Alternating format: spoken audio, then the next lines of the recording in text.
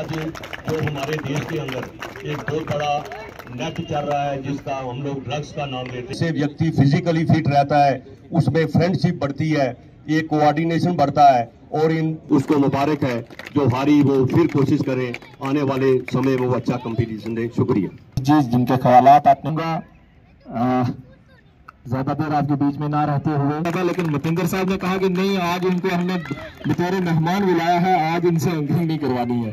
तो आप प्रदीप खाना साहब, शूरो मारूफ और बेहतरीन कार्डियोलॉजिस्ट, हमारे पुंछ की शनाख्त, आइडेंटिटी ऑफ पुंछ, हमारा फ़ख्र और हमारा मान, हम इनके नाम से जाने जाते हैं। किसी भी शहर या किसी मुल्क में चंद एक शख्सियात होती हैं जिनके नाम से गांव, शहर या मुल्क जाने जाते हैं, तो हमारा पुंछ, शेर पुंछ मरहूम यशपाल शर्मा जी के नाम से जाना जाता है। और खुशी होती है कि उस लिगेसी को बरकरार रखते हुए डॉक्टर साहब ने, सुशील शर्मा साहब ने, उदेश जी ने उस लिगेसी को जो है वो आगे बरकरार रखा है।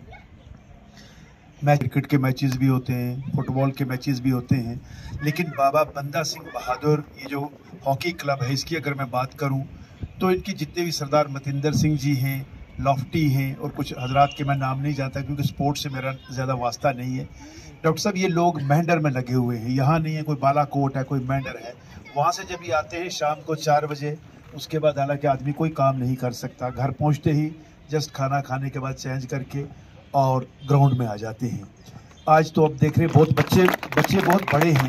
मैं सैर करने के लिए आता हूँ तो बहुत बड़ी छोटी पनीरी जो है वो इन्होंने यहाँ पर बोई है। बट बहुत छोटे छोटे बच्चे और इवन बच्चियाँ भी मैं देखता हूँ जिस मेहनत और जिस लगन से के साथ बाबा बंदा सिंह बहादुर के ये जितने भी मुतज़मीन हैं, अरकान हैं, ये काम कर रहे हैं। कोई वो बड़ा नेगेटिव रहता है इस क्लब को लेकर के, ये बड़े दुख की बात है, अक्सर ये देखने को मिलता है।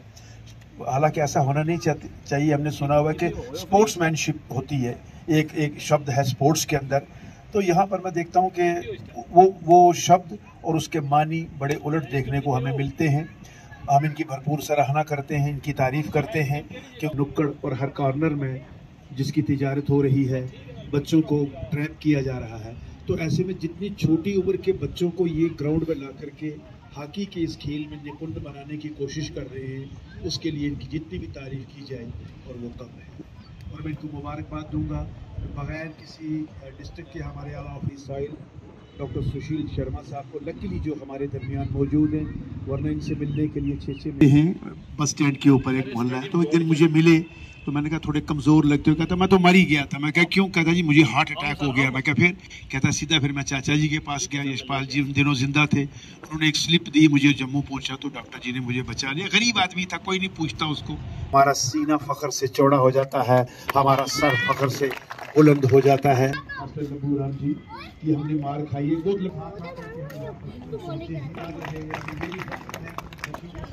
शूट करवाइए 4500 रुपया उसका लग जाएगा आपका।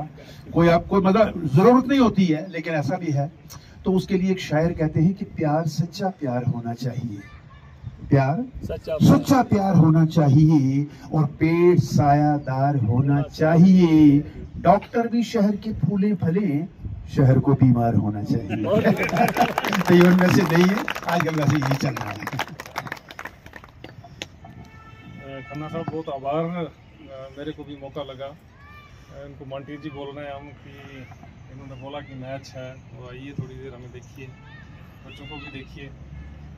स्कूल के साथ मेरी बड़ी पुरानी यादें जुड़ी हैं। मैं यहीं से पढ़ा हूँ, 12th मैंने यहीं से किया है।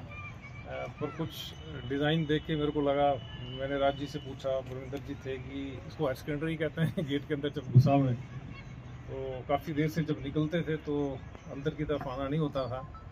मैंने जब MBBS ज्वाइन किया तो 3-4 साल लगातार मैं आता रहा। 3-4 साल लगातार ये गेट खोलता रहा, कमरे देखता रहा, कहाँ लोग पढ़ते थे, कहाँ वापस आते थे, कहाँ जाते थे। एक यादें होती हैं, एक नॉस्टैल्जिया होता है कि स्कूल से आप पढ़े हो। 12th तो यहीं तक किया था। स्कूल इस जगह का ITI ग्राउंड के साथ भी बचपन की कुछ यादें सी हैं।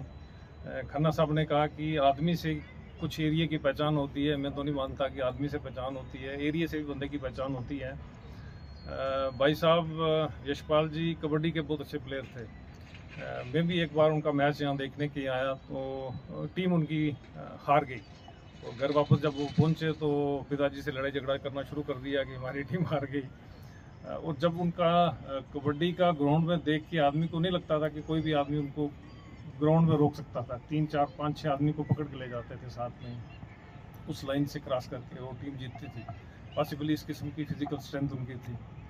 उसके बाद कृष्ण कोच जी थे, जिनको तो आप सब लोग जानते ही हैं। वॉलीबॉल में हम लोग कई बार जब वो स्मैश लगाते थे तो कह रहे थे कि ज़मीन हिलती है इनके स्मैश से, इतना ही बड़ी फोर्स थी, इतनी बड़ी स्ट्रेंथ थी उन लोगों में। उनके साथ स्पोर्ट्स जुड़ी थी, उनके साथ बच्चे जुड़े थे और उसी परंपरा के साथ पुंछ जाना जाता था कि हॉकी में भी आगे हैं, कबड्डी में भी आगे हैं, वॉलीबॉल में भी आगे हैं। कुछ स्पोर्ट्स जो हमारी उस लेवल में नहीं थी, जिसमें काफ़ी पैसे की ज़रूरत होती है, चाहे वो लॉन टेनिस है, उस चीज़ में हम लोग प्रोडक्शन नहीं कर पाए प्लेयर्स का। पर प्लेयर्स की जो जान पहचान कबड्डी में, प्लेयर्स की जान पहचान हॉकी में, प्लेयर्स की जान पहचान वॉलीबॉल में, पुंछ डिस्ट्रिक्ट उस तौर पे जाना जाता। पुंछ डिस्ट्रिक्ट की बड़ी पहचान सी थी। जम्मू में कई बार हम लोग जब MBBS मैंने किया और 12th के बाद 85-86 में हम लोगों ने जब MBBS ज्वाइन किया तो कुछ जो खिलाड़ी है और यहाँ की जो ये ग्राउंड चलाने वाले श्री मतिंदर पाल जी और उनकी टीम है, मैं इन सबको मुबारकबाद दूंगा कि जो इन्होंने एक बड़ा अच्छी चैंपियनशिप जो थी वो आज जो है वो बिना किसी नाखुशगवार वाक़े के शुरू हुई और आज जो है इक़दाम पजीर पहुंची। और यहाँ के जो बच्चे आज जो खिलाड़ी खेल रहे थे, मैं इनको मुबारकबाद दूंगा कि कुछ जो बड़े ही आउटस्टैंडिंग प्लेयर बताते हैं कि आपको स्ट्रेंथ देने के लिए ये चीज़ें एग्जिस्ट करती हैं, आपका फिजिकल इंड्योरेंस बढ़ाने के लिए ये चीज़ें एग्जिस्ट करती हैं, मसल मास बढ़ाने के लिए एग्जिस्ट करती हैं। तो उन लोगों की तरफ कुछ लोग जाने की कोशिश करते हैं। मेरा एक साइंटिफिक तरीके से एक सुझाव आपको ये रहेगा कि ऐसी कोई ड्रग्स के बारे में आप सोचने की कोशिश मत करो। फिजिकल स्ट्रेंथ को गेन करने की कोशिश करो। जो भी स्टेमिना है, जो भी फिजिकल आप काम करते हो, जो खेलते हो, और सिंपल सी डाइट लो जो अच्छी है, जिसमें रिच कैल्शियम है, जिसमें मिल्क प्रोडक्ट्स हैं। प्लेयर्स के लिए अच्छे होते हैं वो, जो हार्ट के लिए अच्छे तो नहीं होते, पर आपकी एक स्टेज में, जो बिल्डिंग स्टेज में अच्छे होते हैं। और कुछ लोग आपको ल्यूर करने की कोशिश भी कर रहे हैं कि ये ड्रग्स लीजिए, ये पाउडर लीजिए, ये अच्छा है, उससे दूरी बना के रखिए। यही एक तरीका है फिजिकल स्ट्रेंथ बढ़ाने का। और जितनी फिजिकल एक्टिविटी आप अभ्यास करेंगे, हर फील्ड में यही है। एक अच्छा डॉक्टर बनने के लिए, एक अच्छा पॉलिटिशियन बनने के लिए अभ्यास करना पड़ता है, लोगों के पास जाना पड़ता है, पॉलिटिशियन को। उसी तरह डॉक्टर्स को पेशेंट देखने पड़ते हैं। मरीजों से जितना आप देखोगे उतना आप ज्ञान करोगे, उतनी सीखोगे नई चीज़। ये स्पोर्ट्स में है, जितना आप खेलोगे, जितना टाइम आप खेल में गुजारोगे, जितनी आप ट्रेनिंग करोगे, जितना आप फिजिकल अपने आप को स्ट्रांग बनाने की कोशिश करोगे, वही आदमी की एक स्ट्रेंथ है, वही एक तरीका आगे बढ़ने का। मेरी शुभकामनाएं आप सबको, और जो लोग जिन्होंने इसको ऑर्गेनाइज किया उनको भी बहुत बहुत congratulations, wish you all the best. मैं अगर कोई सुझाव स्पोर्ट्स ओरिएंटेड, फिजिकल ओरिएंटेड, अगर किसी भी चीज़ के लिए आप अगली बार अगर आना हुआ हमारा, तो जितने भी आप प्लेयर्स पुंछ में हैं, चाहे किसी भी फील्ड में, चाहे वो हॉकी खेलते हैं, कबड्डी खेलते हैं, फुटबॉल खेलते हैं, वॉलीबॉल खेलते हैं, हम जितने भी प्लेयर्स हैं सबसे मिलके एक कैंप भी कर लेंगे, एक फिजिकल इवैल्यूएशन भी कर लेंगे आपको, और जो सुझाव हमारी तरफ से हुआ वो भी देने की कोशिश करेंगे। Thank you very much. Thank you. Youth के लिए सर कोई मैसेज? देखिए, अच्छा लगा बच्चों से इंटरेक्ट करके। पॉसिबली देखना ये है कि फिजिकल स्ट्रेंथ कैसे इम्प्रूव हो सकती है, और उसके लिए अभ्यास करने की ज़रूरत है। पुंछ कल्चरली बहुत एडवांस एरिया है, जिसकी पहचान कल्चर के विषय में भी है, जिसकी पहचान बरादरी भाईचारा, उससे भी एक पहचाना जा सकता है पुंछ को। पर ज़्यादा पुंछ की पहचान स्पोर्ट्स के फील्ड में थी। किसी ज़माने में हम लोग देखते थे कि लोग कबड्डी में, लोग फुटबॉल में, लोग वॉलीबॉल में, लोग कुछ ऐसी फील्ड में, खासकर हॉकी में भी आज देखा मैंने कि हमारे एरिया में टैलेंट की कोई कमी नहीं है, पर उसको ठीक हिसाब से चैनलाइज कैसे किया जाए, उन रिसोर्सेज की ज़रूरत है, और उनको एक्सप्लोर करने की पॉसिबिलिटी करने की कोशिश करनी चाहिए। मेरा यूथ से यही एक आग्रह रहेगा कि आप लोग स्पोर्ट्स से जुड़िए, रहने की कोशिश करिए, खेलने की कोशिश करिए। और फिज़िकल स्ट्रेंथ बढ़ाने का तरीका ये है कि जितना आप अभ्यास अपनी एरिया में, अपनी फील्ड में करेंगे, उतने ही अच्छे प्लेयर बनने की कोशिश की जा सकती है और उतनी अच्छी एक टेक्निकल स्किल आदमी एक्सप्लोर करने की कोशिश कर सकता है। हम लोग कहते हैं कि जितना आदमी पढ़ेगा उतनी ज़्यादा नॉलेज होगी।